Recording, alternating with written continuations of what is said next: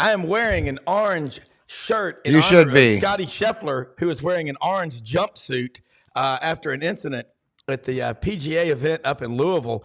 Our own on-the-spot reporter Dave Tompkins will have more in just a moment. Oh, Rob I heard Browne here about with that. you on this Friday, May 17th. Happy birthday to my youngest child, Maxwell Polk Browne. We nicknamed him Peanut years ago. Happy birthday, Max. Love you. I'll see you in just a little bit. Happy birthday. Yeah. Happy birthday Happy to birthday. you. Many, Happy many more, birthday 100 more to come. Happy birthday, dear Maxie. Happy Gator birthday to you. Yep, it is a great day to be alive. Great day. It is Friday, May 17th, 2024. Rob Browne, Brenden Martin. That's Savant Friday. Dave Tompkins, Doug Dean, Frank Duffy. Coach Tim Horton joins us from what he calls the submarine in Colorado Springs, Colorado. He's the running backs coach at Colorado. We'll have some at Air Force We had Academy. some Colorado people on today. Yeah, it's going to be fun. And so, look, smash the subscribe button, bottom right-hand corner, and allow notifications on your Android and iPhone. Let's get straight to it. We got an hour. Under an hour is the key on this podcast. We'll be right back. Get pen and paper handy. Let's go. All right. Go. Anytime. There it goes.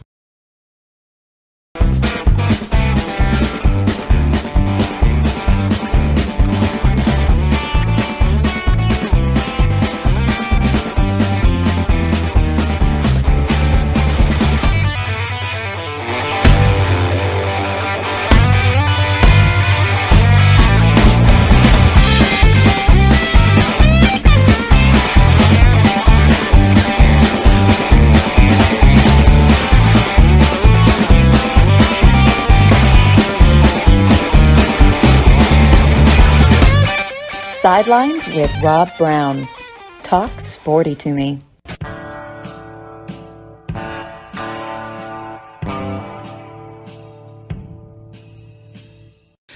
All right, let me say before we get rolling here, got a big deal. Men's boot sale at Hewlett & Dunn. Hewlett & Dunn Boot and Clothing Company on the square in Collierville, Tennessee. HewlettandDunn.com online. 25% off the wall of boots, May 16th, 2024 through Father's Day, June 16th, 2024. They got over 7,000 pairs of boots. They got them made out of ostrich. They got them made out of anything that you can make a boot out of, I promise you. Sounds like Cajun cooking. If it once had a pulse, it can be put in a pot, okay? Look, Doug will be with us here in just a moment, and there it is, men's boot sale. Look, the wall of boots. Yeah, listen, they do some live music live from the boot room, and it's absolutely awesome. The acoustics in there in the store, HewlettandDunn.com. They will ship anywhere in the world. If you have feet, you can buy boots. Okay, so I want to say hats off to him, and I know Harrison Botker. I love this guy. Speaks his mind at a Catholic university. Hey, stand up.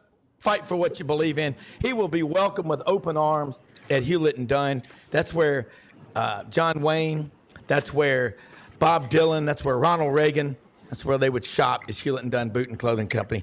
Doug, notice the shirt that I have on here. It's an orange. That's Clemson. Clemson orange. That's Florida orange. Now, this is called the corners. You got to be careful.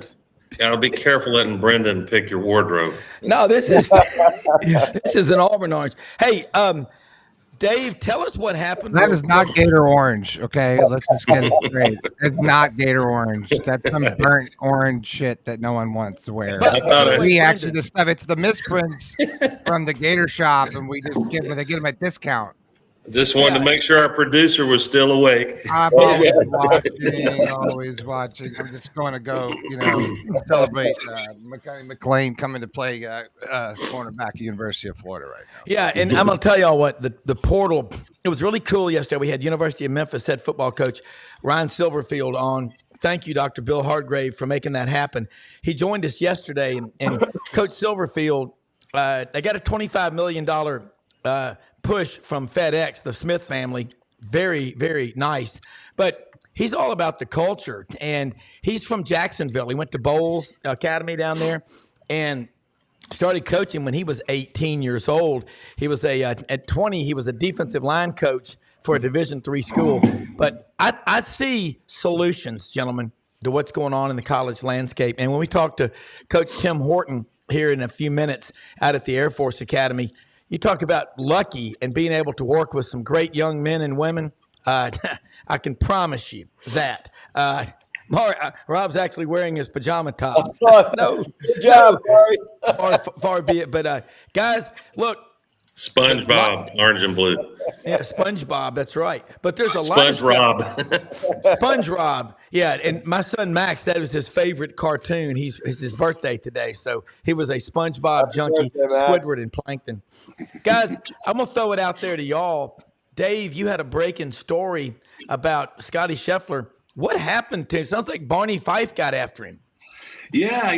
As we'll discover next May, and Frank knows all too well, Louisville's finest are a little challenged with big event traffic, and so it's a one road sort of in and out of Valhalla out in eastern Louisville. And bad traffic early this morning. Scotty Scheffler was headed there to practice really because he has a early tee time. And unfortunately, there was an accident that killed a pedestrian. And Scotty's just trying to get around all the stuff just to get into the club. Yeah. And he got pulled over and arrested on 4 counts. And he's wearing a jumpsuit. He has been released now. And I think there's a weather delay, and so I think he's going to be able to make his tee time. But hopefully, cooler heads and sane heads will prevail there, because if this screws up the tournament, I don't see the PGA ever returning to Valhalla, and that's something that the good people of Louisville just treasure this tournament. And I think this is the 4th PGA at Valhalla that had a Ryder Cup there. I mean, it's sort of the second thing after the Derby there, and so I hope this gets worked out quickly and reasonably. So, but we shall see. I mean, if he wasn't endangering anybody, write a citation and send him on his way. Holy man! Exactly. Yeah, hey, it's know the room. Rob, I had the perfect. You know me, I'm a little bit mischievous, but it's yes, for the are. Entertainment value. Nothing bad intended. Had the perfect, because Scotty's a devout believer, and I'm happy that he's proud to talk about that and testify. I mean, give testimony. Witness, whatever you want to call it. But I've got the perfect bumper music for you, given this scenario. If I can make it work.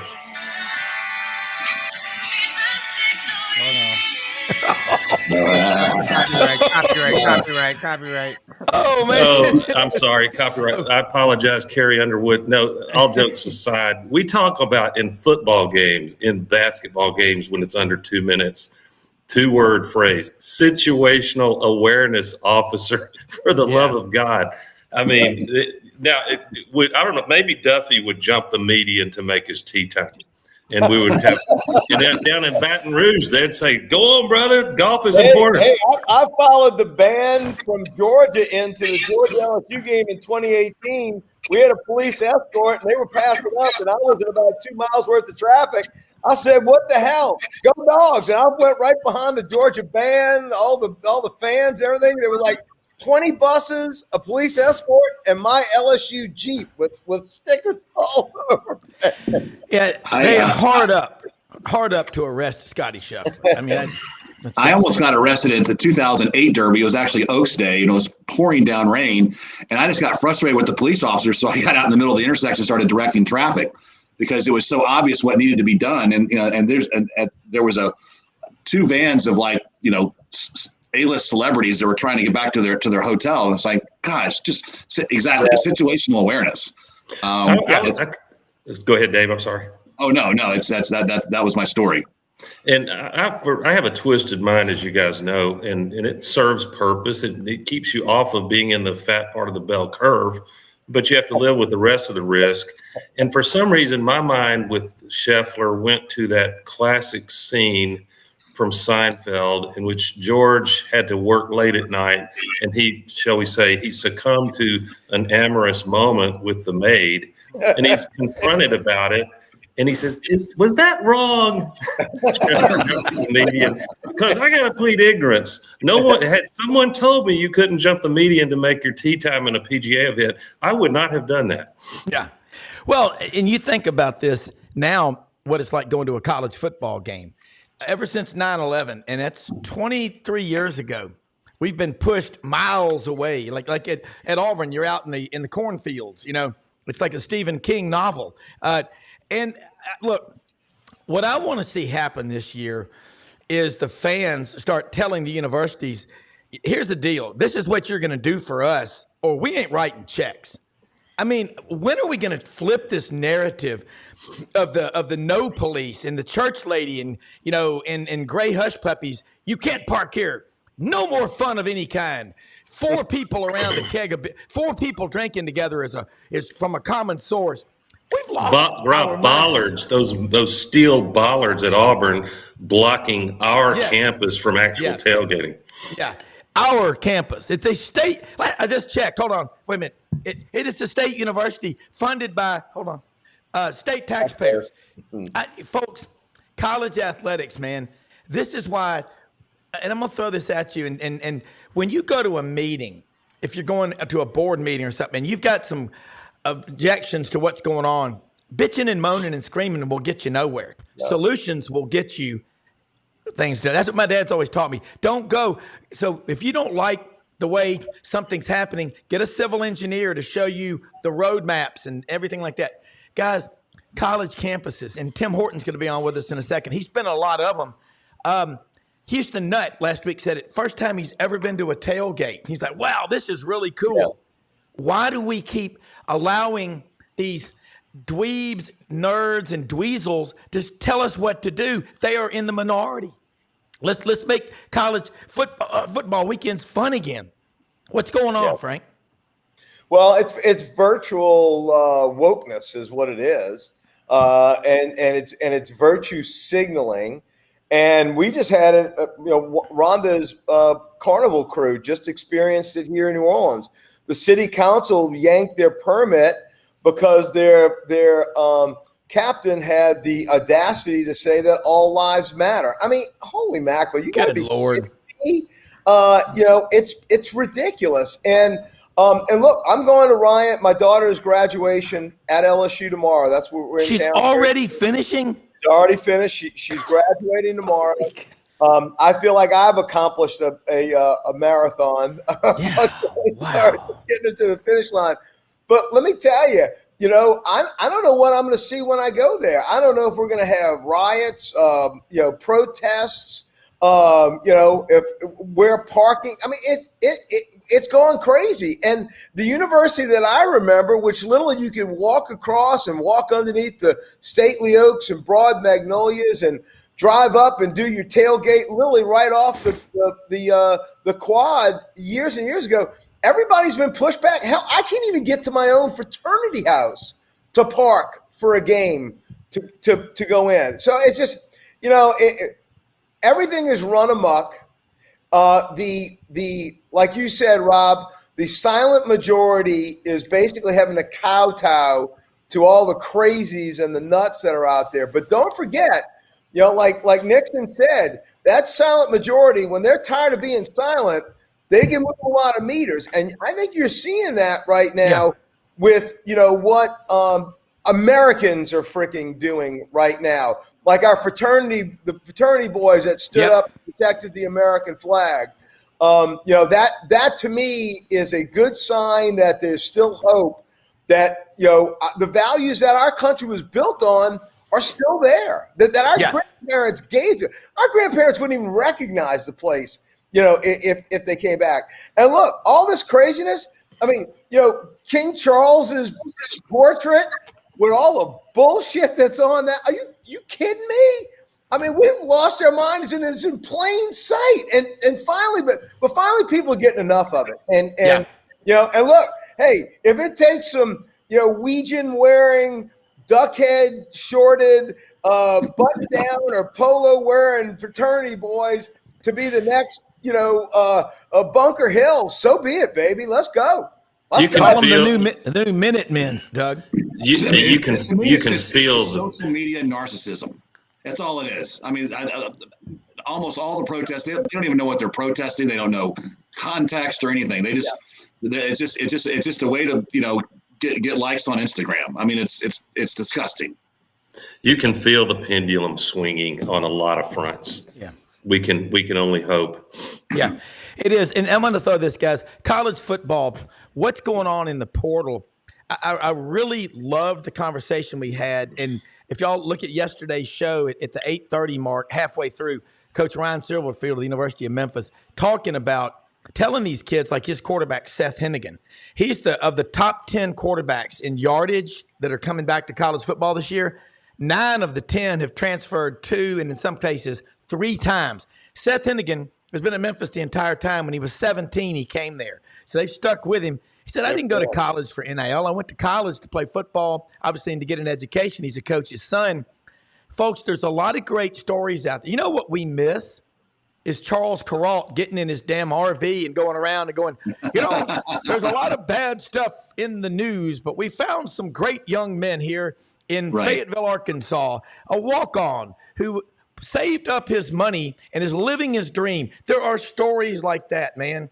And let me stop you, Rob. That will not be Bengal One and Frank Duffy taking over Charles Kuralt. I'm just telling you right now. He's no way in hell. Yeah, certainly not on I-10 going from Arizona to California. No. I'm so happy it's parked at National Indoor RV getting fixed right now. I can't see straight. Yeah. Hey, Dave, this is off the beaten path a little bit. I wanted to ask Dave because he follows Samford basketball closer than I do. The big kid, he's got the same first and last name. I can't pronounce it. Achor. Yeah, I think he's headed to Kansas State. They flirted with Auburn. Do you have any background on that kid, Dave? I don't, but I'm really mystified as to why he would. I mean, they were so close to. They should have beaten Kansas. A horrible call, as bad as the double dribble call that cost Auburn. And he's their best player. I mean, they're on the up and up. And he can't get NIL, if I'm not mistaken. Is that right? I think you're correct. And so he's not leaving for NIL. I was bewildered by that. I really was, and I don't know what the inbound transfers into Samford are. I just know that Bucky McMillan is a fantastic coach. I lobbied to get him to Stanford when Stanford finally got rid of Jared Haas this year, about 3 or 4 years too late. I'm like, take Bucky. But they didn't. But I'm excited about both Samford and Stanford basketball going forward. But yeah, I really see Samford advancing to the round of 32, maybe even the Sweet 16 in the next couple of years, just depending on personnel, because they sure got a great coach. Yeah, sure did. Yeah, I'll be rooting for them. Could they be, Doug? Do you think Birmingham is ready to commit to make them the Gonzaga of the South? Wouldn't that be cool? I guess I don't want to put UAB in that. UAB's in a bona fide conference that you can win it all if you're good enough, I guess, in that. But locally, it would have to be Samford, especially with what Bucky's doing there. Yeah. All right, guys, before Tim Horton joins us, a couple of things. We had Jake Wimberly on from the Afternoon Drive in Jackson, Mississippi, ESPN 105.9.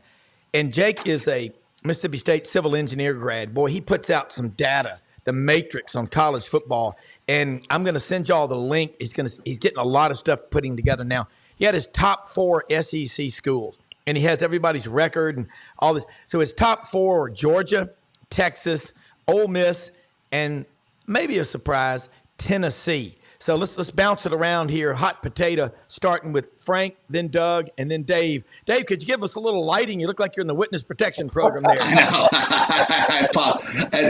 I'm down in. I got to mess with you. You know that. It's a road game for me. All right, you're in Sarasota. That's right. Frank, start with that top 4. You like it or not? Well, again, I think Ole Miss is going to be the sexy pick. We've said it. But, look, until you can find your way to Atlanta, you got to prove it, right? What do our friends in the western outpost of the SEC say in Missouri? Show me. Yeah. I think Tennessee is definitely rebounding. I don't know if I'm ready to take them out of the top 4. I mean, not having Alabama in there when that 4 was rattled off just kind of sounds a little wrong. I take a personal front that my Tigers are not in there. I think we're going to have a really good year as well. I think we fixed our defense.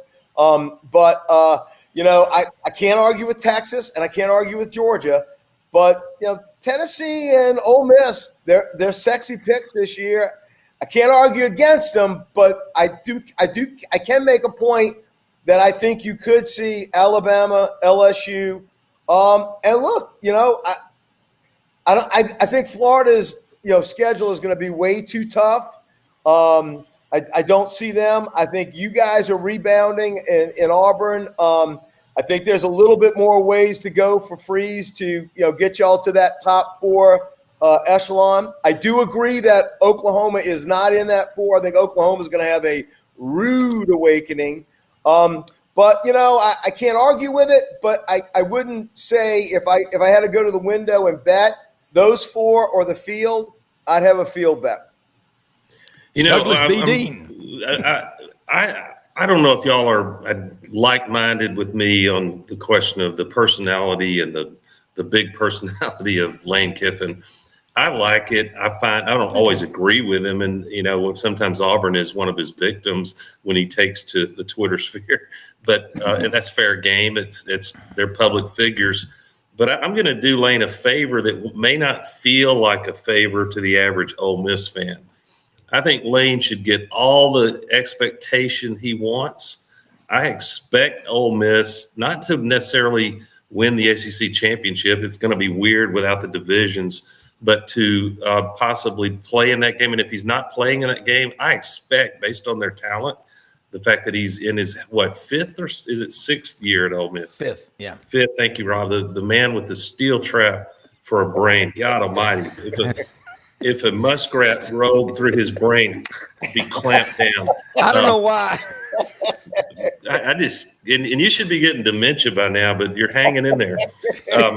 So I want Lane Kiffin to have the benefit that Alabama and Georgia and there are a few years LSU, a few years Auburn, that you get enormous pressure. You don't just have to go win games, but you got to do it with that weight on your shoulder, your coaching staff, your fans, especially your players, these young players. So you get what you wanted, Lane Kiffin. You get enormous pressure. Yeah. We expect you to make the 12-team playoff. I'm not saying I expect you to win 11 regular season games and be in the ACC title game. They may. But you get that expectation. Let's see what you can do with it. A lot easier to be a hunter than a hunted. Yeah, I think there's a greater chance that Ole Miss will get to the Final Four of the national playoff than to get to Atlanta. I agree with you. Great I don't see them point. going to Atlanta.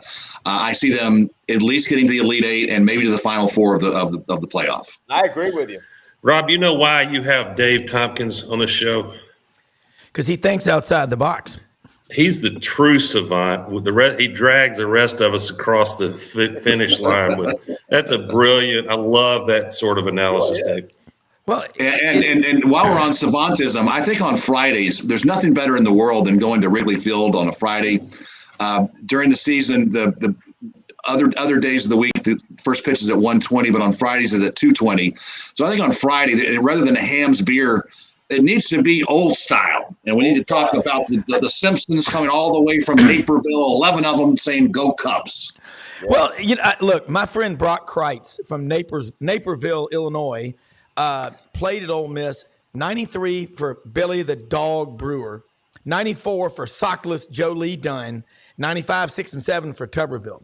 And Brock and Walker Jones were a mighty strong pair at linebacker for the Rebels, famous for running Hines Ward down from behind in Athens in the 96 Georgia game. And Tommy Tuberville said on this very show, when he writes his book, he's going to devote an entire chapter to that one play. He goes, we had 46 scholarship players on the field in Athens. We were in rough shape with that probation, and they ran that guy down. I still, every time I see him, I hug him, and I tell him I love him. But savantism, it is kind of crazy, but it's fun because all three of y'all are off the charts smart, and you have a way of putting things in the vernacular that some people may not understand. I'll throw this next one at you. Frank, Doug, Dave. The next one is, of the SEC schools, Missouri or South Carolina, the two Columbia schools, why does no one think Missouri can do it again? And why is South Carolina, located where they are, struggling in going into year 4 for Shane Beamer, Frank? I mean, is he going to survive? I think their problem is they're now in the shadow of the beast. Their real natural rival really is Georgia. I mean, they've got Clemson, but their rivalry in the SEC is the Georgia Bulldogs. And look, take it from me, having to compare our psyche with Alabama back in the mid teens. Man, I'm telling you what, we were questioning ourselves. We look ourselves in the mirror and we hadn't beat them in 7 years. It was like a gut check. Well, that's what South Carolina is going through right now. And frankly, Missouri, I don't think Missouri's ever gotten over the fact that nobody even feels like they're in the SEC. I still don't even feel like they're in the SEC. I feel like it's like a one-off that, it's the SEC, and those squirrely, people out in Columbia. And look, I've driven the RV through Columbia. Yeah. I mean, you miss that one light. You're in Albuquerque. In 5 seconds. So I'm just telling you, Missouri has, and look, they made the SEC championship. In those middle teens, coming out, played y'all 1 year. I guess it was 2013 or whatever. And Bama the next year, yeah. Yeah. So I mean, they've had modicums of success, but I think theirs is a branding problem. But South Carolina, and look, I like Beamer. I like Beamer Ball. The son of Beamer Ball. I like the fact that they finished up not last year, but the season before so strong against Clemson, and then I think it was Florida State in the bowl game. I love the fact that they are a tough and gritty team. But I mean, you got Kirby Smart over there building this behemoth, and you're having to, South Carolina is not really a hotbed of recruiting, so you got to come over into Georgia and down into Florida, and it's just a tough go for South Carolina. And look, they've had a chip on their shoulder, even going back to the great Steve Spurrier and Lou Holtz. So South Carolina is what South Carolina is. They've got great passion. They've got great fans. I love their game day when they play 2001, Odyssey and the Cockabooses and everything, but they've got a long way to go to try and make it into the upper echelon. I don't see either one of them ever making it, to be quite honest with you. I'm glad Rob asked about Missouri, because we've obsessed, and rightly so, about Ole Miss, what they've got to bring to the table, talent. Kiffin's a tremendous offensive strategist. He needs to maybe make an adjustment to the use of analytics on 4th and 3 at your own 10-yard line. But I don't care what the analytics say there, unless you're down 10 points in the middle of the fourth quarter, and even then punt the ball. But I'm second to Ole Miss, just looking at the new format, 12-team playoff, and looking at schedules. You could think of it like everybody gets one mulligan, guys. You can drop a game. So they have to go to Bryant-Denny. That's an L. I mean, they're certainly – Alabama's not going to take them lightly. They shouldn't, because I think Drinkwitz can get it done. So you drop that one. Then they get Oklahoma at home. They get Auburn. I'm not saying Auburn's a powerhouse, but Mizzou is capable of losing to an Auburn. That's kind of where they are. Yeah. Auburn's capable of losing to New Mexico State. But I like their schedule otherwise, because they start off with a very manageable schedule. They can get things rolling. Then they go to Texas A&M first Saturday in October. Your thoughts, Dave? I think Missouri's program is in better shape than South Carolina's. I don't think that Missouri will, is a playoff contender this year or next year.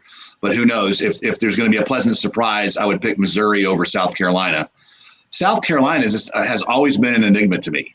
That there's you can go into Columbia and they have their A game and you walk out of there with a loss. But then something happens invariably every year, and they lose a game they shouldn't, and then losing becomes a habit, and they underperform. I mean, it's been that way for pretty much every year. And if I were a South Carolina fan, and I love their passion, to Frank's point, and Columbia is a wonderful place. It's a wonderful town. It's a wonderful place to go see a football game.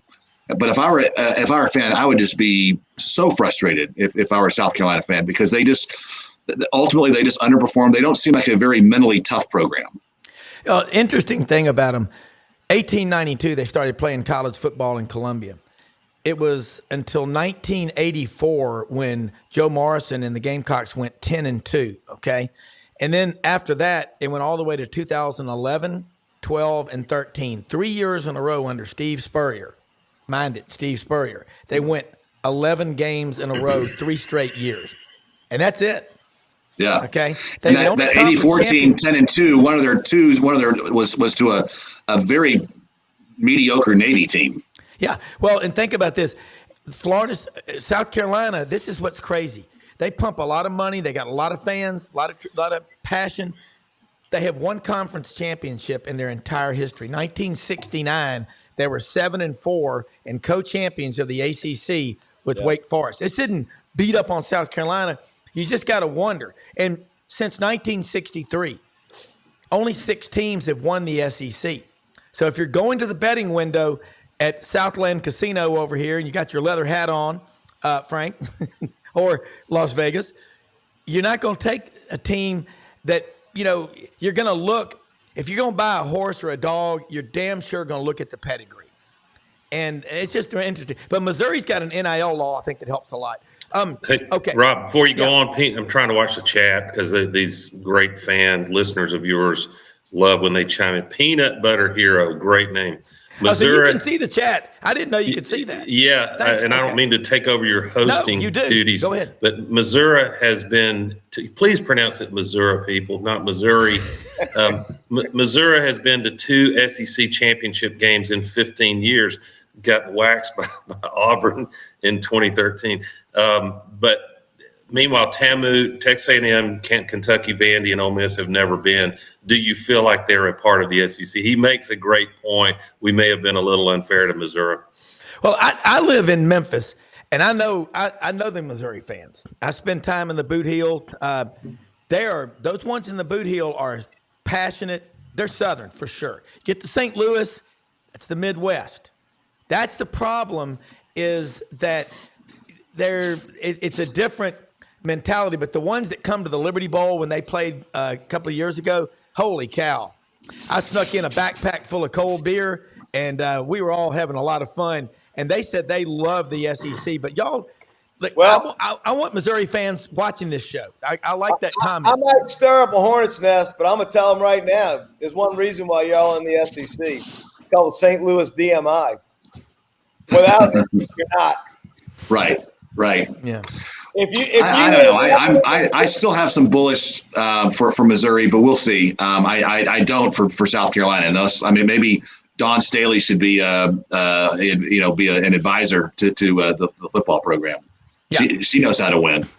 Hey Rob, go ahead, Rob. I'm sorry. No, I'm saying I hope Tim Horton is okay, because he never misses. But anyway, let's keep this going. Go ahead, Doug.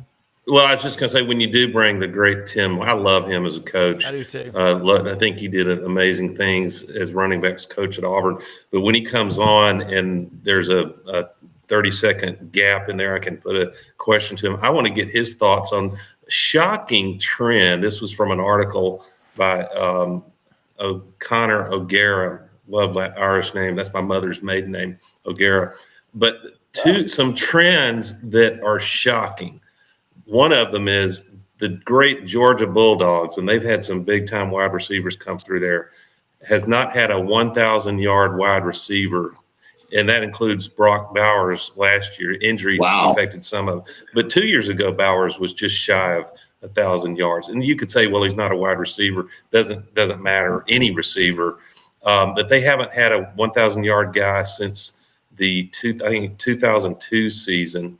And then the other trend is Auburn. This one's less surprising. Auburn hasn't had a top 40 passing attack since 1997. And Rob, one thing Hugh Freeze, I think he was brought in to fix, besides just winning games, is he seems qualified. He's got to get the players. I think he's on his way to that. to fix the passing attack. Terry Beasley, rest his soul, still owns the career reception yardage. And that should, Terry Beasley, if he were here, would say that was 1971. He would say that should have been shattered 5 or 6 times by now.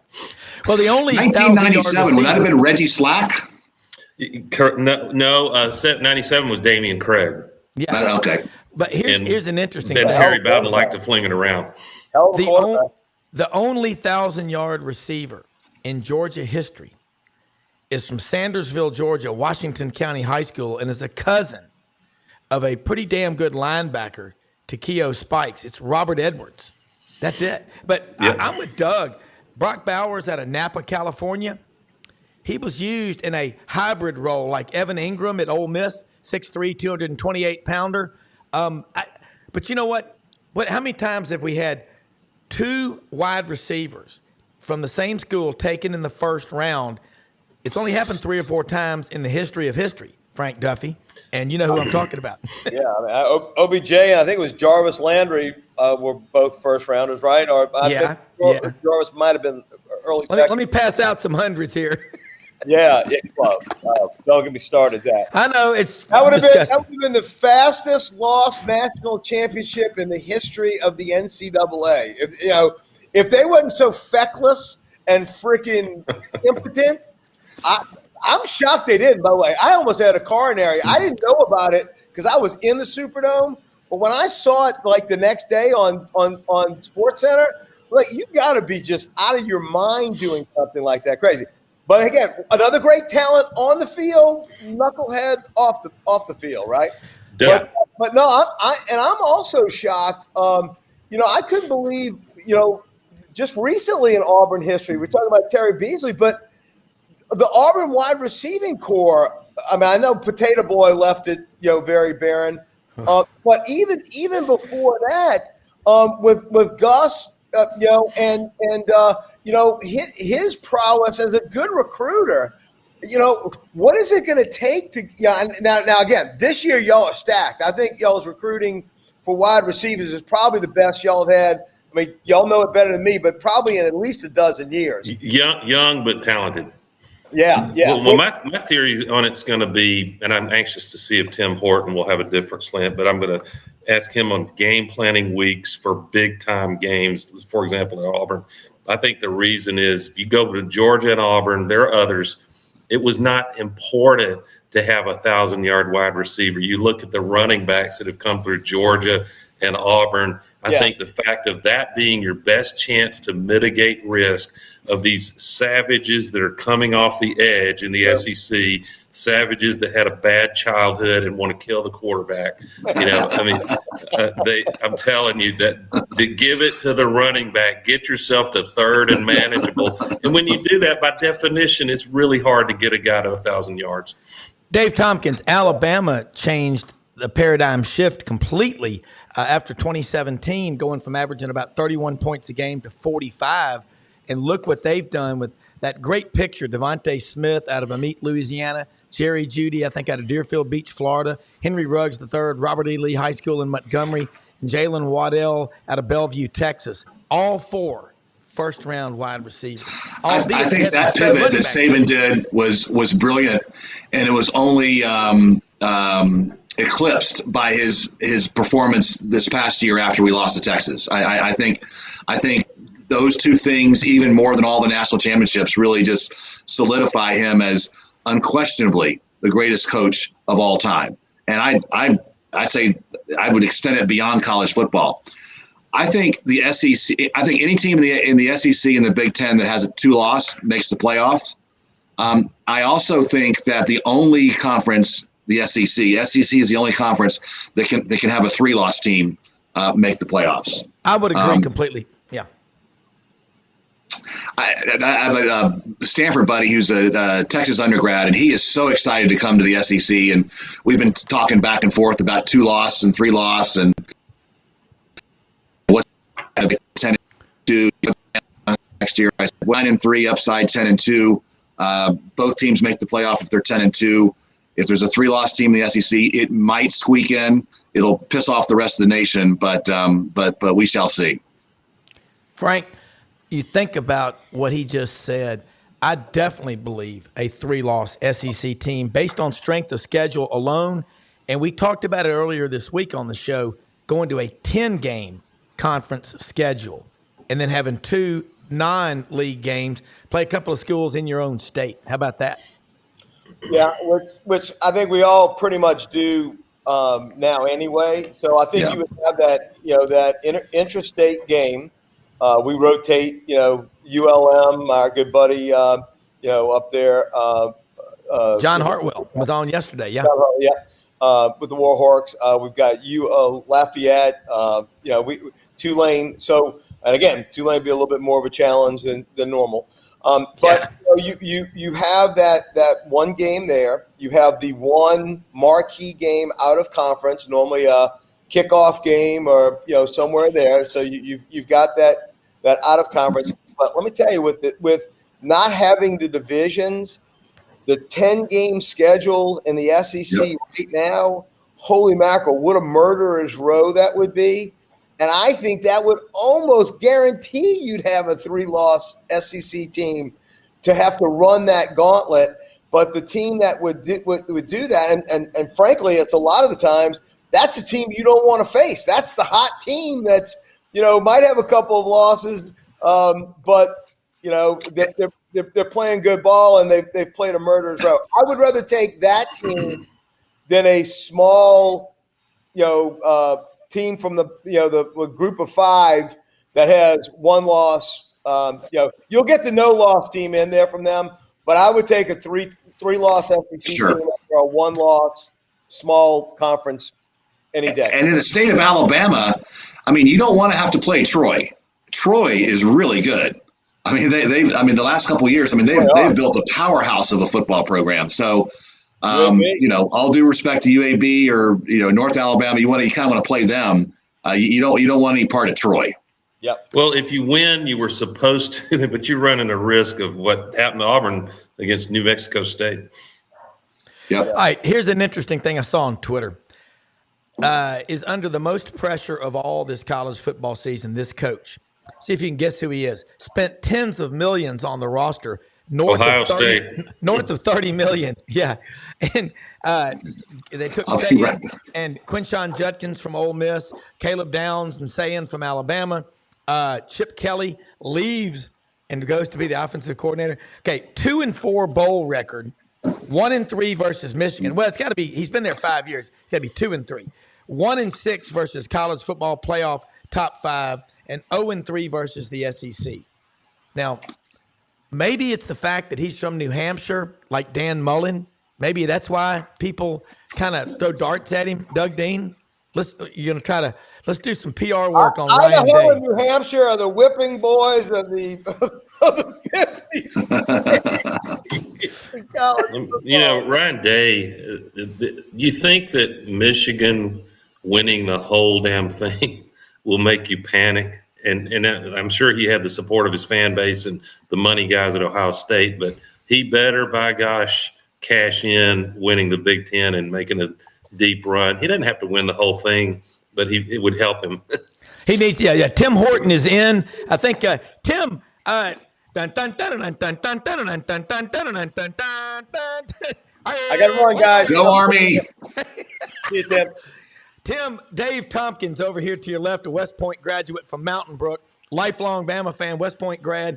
Doug Dean in Birmingham is on with us right now. Frank Duffy, Mr. LSU Tiger in New Orleans.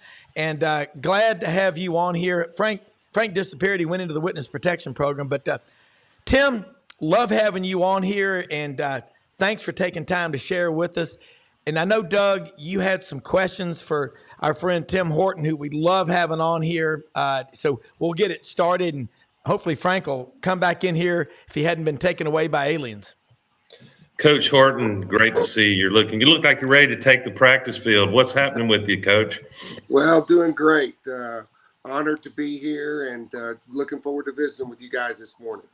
Listen, Rob, and all of us were talking before you came on about a couple of trends that are going to include Georgia and Auburn that are on the surface shocking, But if you get underneath it and look at the why, maybe they're not shocking after all. I think you're uniquely qualified to give us an understanding how could this happen, because you coached running backs and you've got Auburn and elsewhere. You've been in the room game planning during a week. Here are the two trends. Georgia has not had, for all of their success and the wide receivers they put in the league, Georgia has not had a 1,000-yard receiver for a season since 2002, Terrence Edwards. And then Auburn has not had, this one doesn't surprise most Auburn fans because we pull our hair out about the lack of a real threat in the passing game. Some years, not every year, but Auburn has not had a top 40 passing attack since Damian Craig was flinging it around in 1997.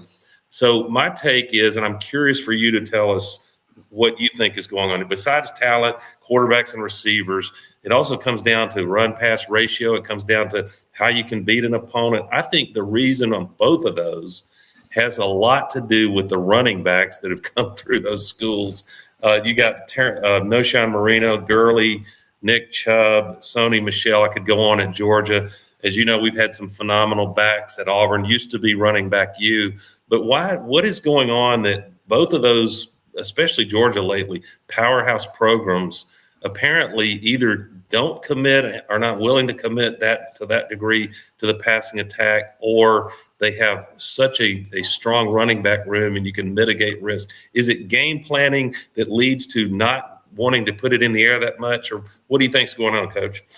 You know, one of the old sayings Lou Holtz used to say was, when you throw the ball, 2 out of 3 things can happen that are bad, you know, and maybe there's not as much risk involved when you run the ball as effectively as particularly Georgia has, you know, the last decade or so. And really, like Auburn used to be. Auburn may not have been that way the last few years, but, you know, boy, when you can impose your will running the football on an opponent, you can break their will pretty quick.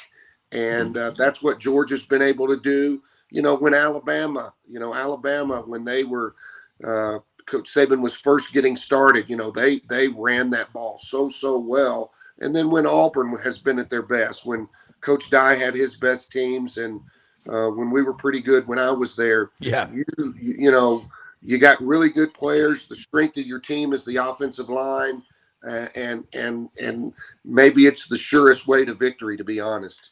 Do you think too, and I'll pitch to other guys here, Coach, because you've got an encyclopedia of football knowledge here in the Deep South. Do you think it's also that these coaches look at in the big games when an Auburn, we'll stick with Auburn since you were there, you're going up against a Georgia and Alabama, and you know in game planning, you're looking at film, you've got these savages coming off the edge. It's really higher risk to ask your quarterback to get the ball out quick enough on the early downs and not get yourself in, you know, third and impossible. I think that's a factor as well. I know one of the things that here at the Air Force Academy, and it's this way, you know, at the Naval Academy and West Point as well, is when you've got the ball, the other team's going to have a hard time scoring. And when you can control the ball, running the football, I mean, Air Force has led the country in rushing 3 out of the last 4 years, and we've won 40 games. And when you can run the ball, boy, that keeps good offenses on the sideline. And I know this, Kirby Smart's a defensive coach, and he sure likes it when his defense is on the sideline. Yeah. Dave, jump in here. I'm going to say real quick, ask Tim about Air Force baseball. Well, I'm going to do a little Air Force football. So, one of my favorite elements of the playoff is that there is the Cinderella factor. And, you know, as long as Coach Monken's at Army, I'm like, okay, 1 year we're going to get in as a 12 seed. And last year, Air Force was headed that way. You know, got to 8-0, and they ran a little speed bump after that. Was there talk in the locker room when y'all got to 8-0? It's like, hey, gosh, if this were next year, we'd be lining up for that 12th playoff spot. And boy, and then that's going to be fun, because I do think Air Force can. You know, Coach Calhoun is wonderful, and I think y'all can, you know, pull off an undefeated season 1 year. and make that 12th playoff. So was there talk about that last year when y'all got to 8-0? Not really. Just like most teams, kind of what happened to us. We had some critical injuries there late in the season and didn't finish the way we wanted to. Now we did come back and have a nice bowl win, but our guys, and I think that's probably, no disrespect, maybe a little bit more media talk. Our guys really didn't talk about that. We haven't won a conference championship here in a while, and so there was probably more talk about, hey, let's go try to win a Mountain West Conference championship than there was playoff talk. But and I do think that is one of the things that I think is exciting about what the future holds. Is there are going to be some teams that may not have ever had a chance to compete at the playoff that are going to have a chance now. Tim, I'll say something. You just mentioned it. Air Force has led the nation in rushing 3 of the last 4 years. When you were at Auburn in 2013, your first year there, that's the first and only time, believe it or not, that an SEC school has led the nation in rushing. It's not an accident that you've been at all these places where you lead the nation in rushing. The game's changed a lot, but tough people make for tough teams. Air Force has had, 2 coaches in the last 42 years? Fisher DeBerry from West Helena, Arkansas. My grandparents from Helena. Love that town. And Troy Calhoun coming into his 17th year. What's it like having stability? I mean, we can't really relate to that much like we used to. And then Ken Hatfield before that. Yeah. Oh, Ken was from Helena. I'm sorry. I hate to correct you, Rob. Coach Hatfield was the one that was from Helena. Exactly. I just realized Coach Thank you, Dave. Coach DeBerry is from Sherall, South Carolina, and he'll let you know it too. So okay. He's very proud of Sherall, South Carolina. But that's one of the things that we emphasize in recruiting is the stability component. And the one that's above us, and this is good trivia here, and y'all will probably know it. There's only one school in the country that's had 2 coaches in the last 43 years, and that's the University of Iowa. Air Force is second at 42 years. I think Iowa's at 43 years with Hayden Fry and Kirk Ferentz. And so in a world there's not a lot of stability, particularly in college football, players like, or at least our players like going to a place that they know who they're going to play for, both with head coaches and assistant coaches, because we really don't have a lot of turnover with our assistants as assistant coaches either. Coach, I know you've not been, to my knowledge anyway, you've not been a defensive coordinator or have you coached on that side of the ball? I have not. That's why I want to ask you about defenses, because you have had to say, how are we going to attack the following schemes? And of course, it's all about matchups. And we talked earlier about mitigating risk of what a defense can do to get you in disastrous situations. But as you look at the evolution of modern defense, and Coach Saban, his fingerprints are over a lot of that, but there are others. What is the kind of defense or philosophy that you would least look forward to having to line up and attack? And you don't have to limit it to what our Air Force does, just sort of what you're seeing generally in the Power 5 schools and how these defenses are aligning and how you can best attack them. Well, I think probably the biggest adjustment in the 30 plus years I've done this at this level is when we used to, 30 years ago, you would play a team and they would play one defense, maybe 2 defenses. Today, the multiplicity is so much more involved. And I think that's what makes it harder on offenses, particularly when defenses can do it well and do it with really good players.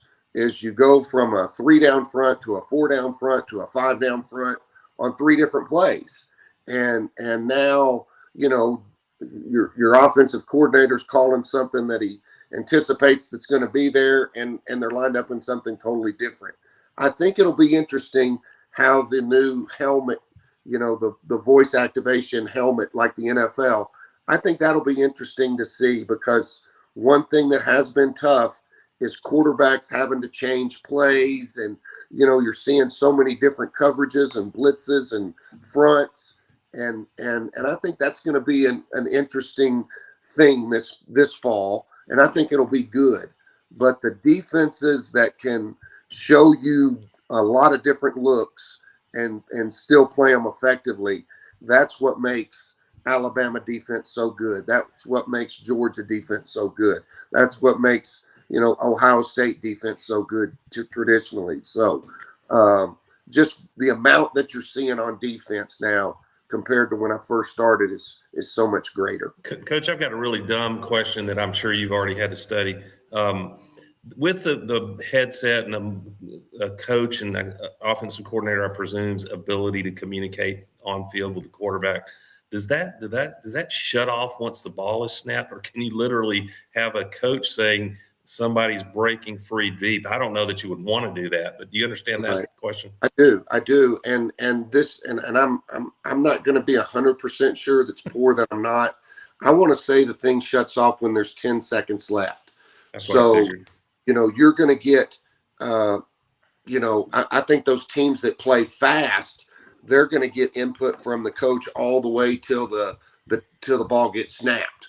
For teams like us that sometimes milk that clock a little bit, hey, particularly if a defense changes on you the last 10 seconds, the coach may not be as helpful because you're changing on defense between the 10-second mark and, the zero on the clock, so to speak. So I presume we will no longer see those weird artworks on the sideline that are play calls. Is that right? It'll be interesting to see how people, how they handle it. For us, we're gonna at least initially continue to signal from the sideline like we always have. Now, we're not one of those that have a bunch of artwork on the sideline, but we'll continue to. I think teams will continue to signal, but now the quarterback will just have some cliff notes before the ball gets snapped. Coach, the running back position, you look, and we were talking about this receiver class, for instance, that's coming into Auburn. Probably the best since 2002 when Auburn brought in Devin Aroma-Shadoux, Anthony Mix, Courtney Taylor, Ben Obamanu, and those guys. When you were at Auburn, man, that hurry up, no huddle offense was the thing. Where are we going in college football? It's played differently around the country. Air Force led the nation, obviously, 3 of the last 4 years in rushing. You've won 40 games the last 4 years. I don't care who you're playing. Winning's a lot more fun than losing and trying to be like everybody else. Talk about the culture, and it's a unique culture you have there. And also from Michael Burton down in Florida, how is Coach Fisher DeBerry doing? And I apologize, it is Ken Hatfield from Helena and down in Phillips County. Well, it's interesting. Tonight we've got a function here in Denver. It's the Fisher DeBerry Foundation, and so I'll get to see Coach DeBerry tonight. And he's given thousands and thousands and thousands of dollars to youth to go to different summer camps. And so that's kind of Coach DeBerry's foundation. And so I'm really looking forward to seeing him tonight and spending time with him tonight. And he's the father of Air Force football. And his legacy is not that he's in the College Football Hall of Fame as a coach. His legacy is the relationship and what he's done as a man. And so, really looking forward to seeing Coach. But back to your question, Rob, could you repeat the question part of it again? Just, obviously y'all have led the nation 3 of the last 4 years rushing, but college football is different around the country. Where do you see us going as a sport? I think it's starting to evolve to be more and more like the pro game. I mean, I think eventually, you're going to have a upper tier division with 50 or 60 teams in it. Then you'll have, the next level teams that are still really good teams that can beat those upper level teams, but maybe just don't have the resources that they have. And so I see the whole thing starting to evolve into the NFL. And, is that good? Maybe. Is that maybe not? I think there's parts of it that'll be good. And then there's parts of it that, I think I'm going to be sorry to see leave. Yeah. I would love to have Coach Fisher DeBerry on this show, the two of y'all together anytime. I mean, we had Ryan Silverfield, head coach at Memphis, on yesterday. And he talked about the culture he's working so hard to build. That is so important. I love hearing what Fisher DeBerry's doing. What a foundation, man. That is fantastic. Doug, jump back in. Coach, I'm going to ask you an uncomfortable, not uncomfortable for you. You're a man's man. we get that. But it's a question. Some coaches, maybe some athletic directors would wince at answering, but with the new alignment, 12-team playoff, I'm with Dave Tompkins. He said earlier, I personally love the romance of some team that's not in the top 20 echelon of SEC and Big Ten teams. The opportunity for a team. We had Cincinnati a few years ago that they can play well, have a team, get a good record, and make the 12-team playoff. But if you look at the indisputable power ratings of the Southeastern Conference, and you ought to know, you've been there, and the Big Ten in its own right, and a couple other Big 12 will have something to say.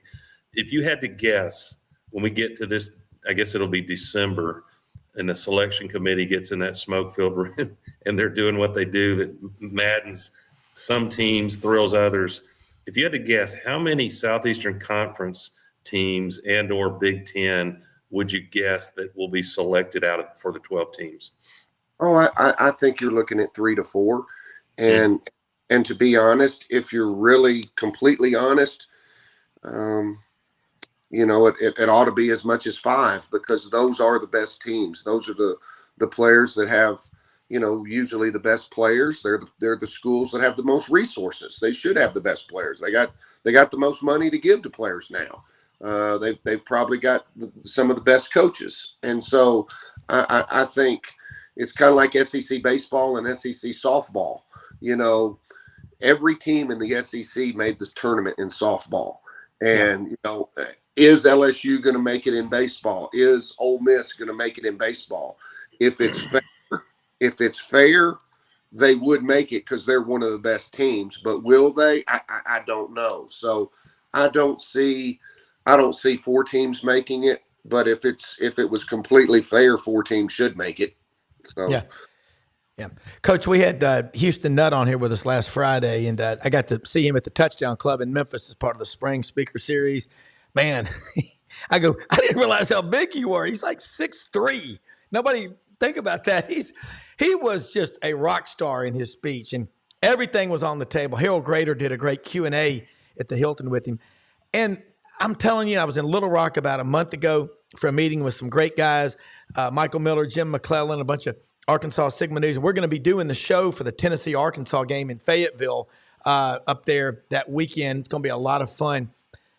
You look at college football. I'm with Doug Dean, his question just now. I love to see the game good everywhere. I think it's great for the morale of the country. You can't run an army on empty stomachs. America is a better country when we have people like you coaching, your father, Harrison Butker, the kicker for the Chiefs, who spoke his mind. I'm so proud of him out in Kansas City. More power to him. I love the game. I want it to be important all over the country. I'm myopically focused. Obviously, I love my school, where I went to school. But I want to see it when it's great when you travel around the country. And I watched you last year, I think, in Annapolis. I'm like, cool. I know. I mean, John Hartwell sees you. He takes a picture with you at the Utah State Air Force game a couple of years ago. It's big and it matters around the country. Kind of lend some color to that, because you get to go to a lot of cool places. And your dad, Harold Horton, is a revered, loved figure in the state of Arkansas. In fact, the two of y'all combined for 5 Southwest Conference championships as players for the Razorbacks. Pretty damn good. Well, thanks for saying that about Dad. Houston Nutt's awesome. I had the honor of working at Houston at Arkansas, and we had some pretty good players. Old Darren McFadden. And yeah. We were pretty good, but Houston's a great coach. I'm not familiar with him. Yeah, when you coach those 3, you're like, guys, the bus leaves at 4:30. I'll be by your room at 4:15 to walk you to the bus. But yeah, you're exactly right, and that's one of the things that's so great about the Southeastern Conference. And to be honest about the Big Ten, I mentioned Coach Holtz earlier. That how much do they care? and they care in Auburn, Alabama, and they care in Baton Rouge, and they care in Ann Arbor, Michigan, and they care at the Air Force Academy in West Point. Maybe not to the same level as they do, or have the same passion for football that they do in Knoxville, Tennessee. But that's one of the things that's great. And I do think just I've always enjoyed the non-conference.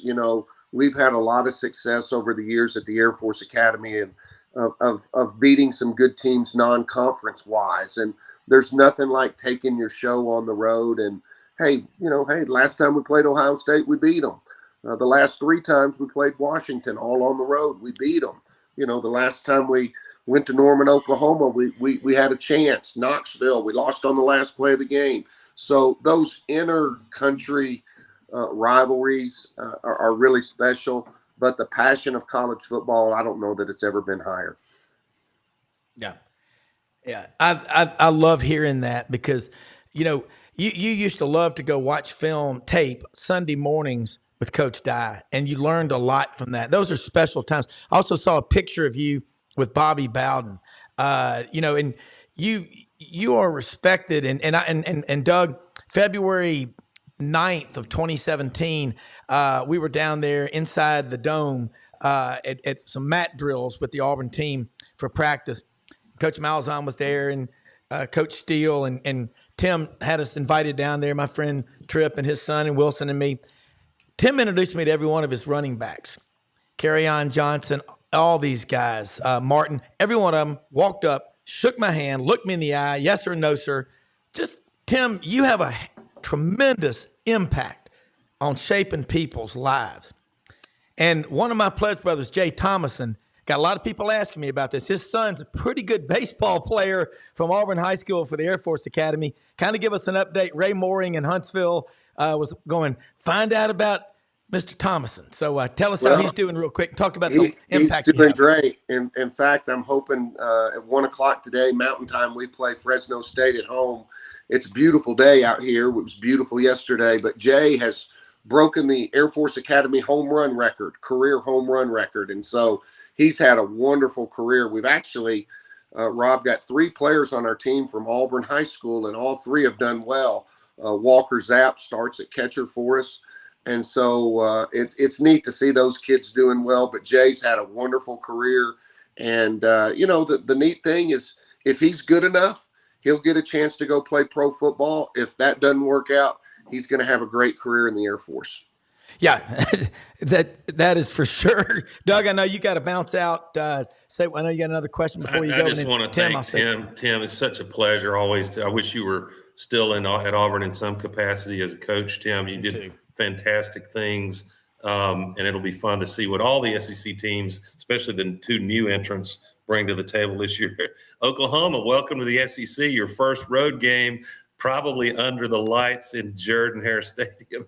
Do you have media and players and others still want to ask you what the heck was going on that final play of the kick 6 game, Tim?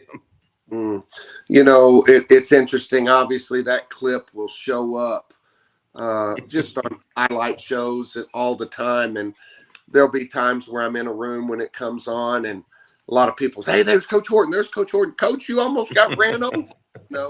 And so that was really special to be a part of something like that. I don't know if it's the most famous play in college football history, but it's pretty high. And so that was one of those memories you'll take with you for a lifetime.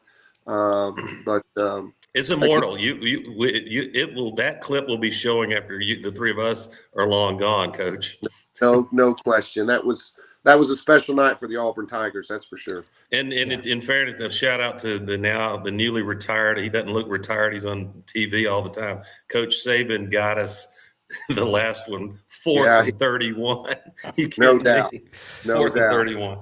No doubt. Great to have you on the show, Coach. Well, thank you. I really appreciate it. Appreciate what y'all do to make the game better, because y'all do that. Well, thank you. Doug, take care. I'll talk to you later today. Coach, stay on for just another minute or so before we go. And I want to tell you, just hearing you are such a positive person. you work your players really hard.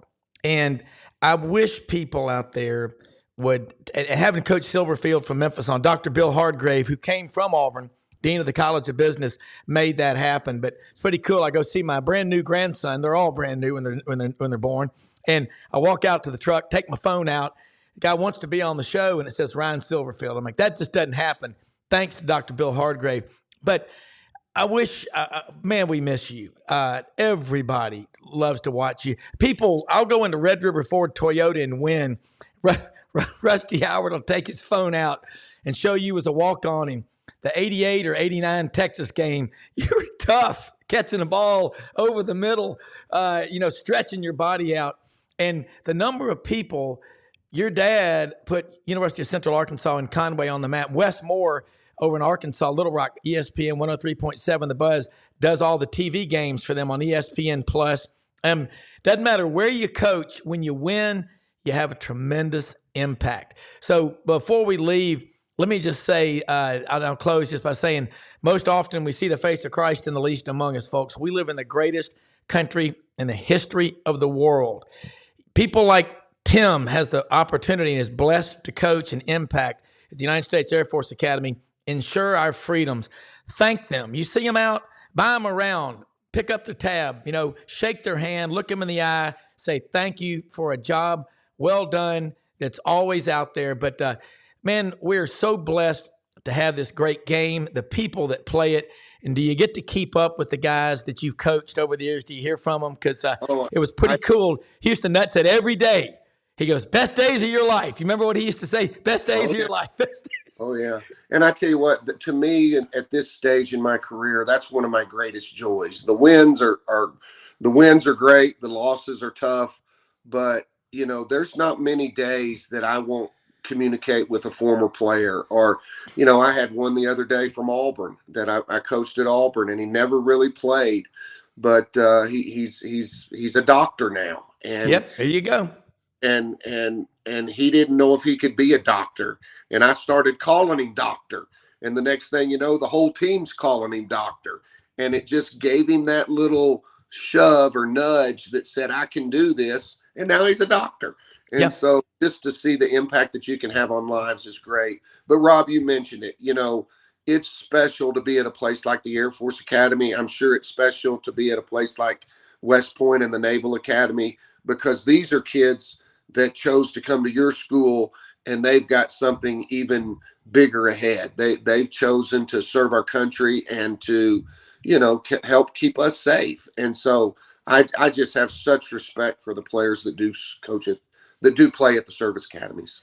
Yeah. And again, it's like you said it, Coach Houston Nutt said it, best days of your life. And I told him, I said, what NIL is to me is the guys that when I worked with Jay Stubbs at Duncan Williams, whose dad, Charlie Stubbs, coached at Alabama. And Jay was a walk-on from Thunderbird High School in Las Vegas, and 5'7" wide receiver, coach's son, 2 years Mormon mission, 2 years back. So 6 years of college.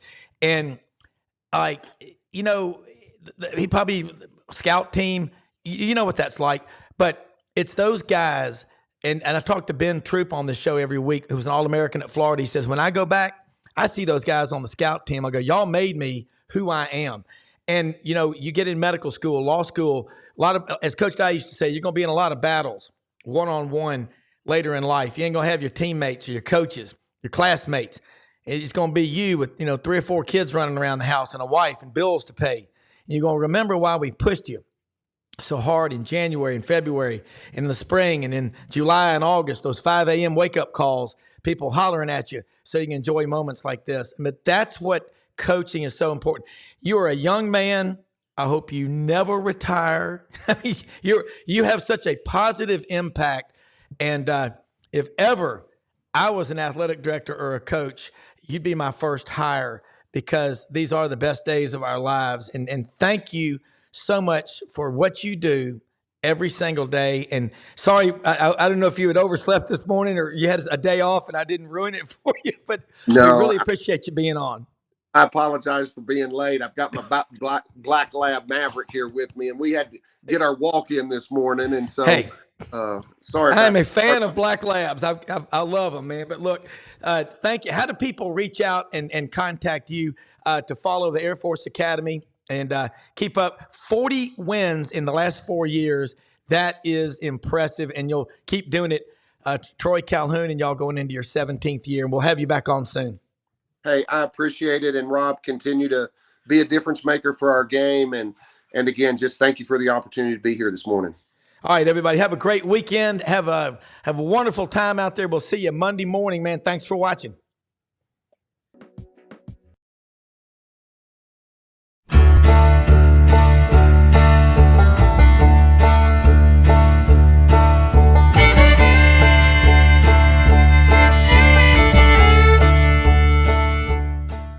In a perfect world, you'd set a health goal and results would happen overnight. In this world, the real world, it takes time, dedication, and the right support to achieve your best self. The Vitamin Shop's health enthusiasts are here to make sure you're not wasting a single moment on the wrong supplements. From the highest quality sports nutrition and superfoods to the most sought after trends, you'll find a huge variety of science-backed solutions for every goal. And the people to help guide you along the path to greatness. Unbelievably, every 2 minutes in our communities, a child is either bought or sold for sex. I am Ari Dickey, board member for the Nashville Anti-Human Trafficking Coalition. Join me and millions of others in our fight against human trafficking and for its victims by helping to educate the most vulnerable among us, our middle and high school students.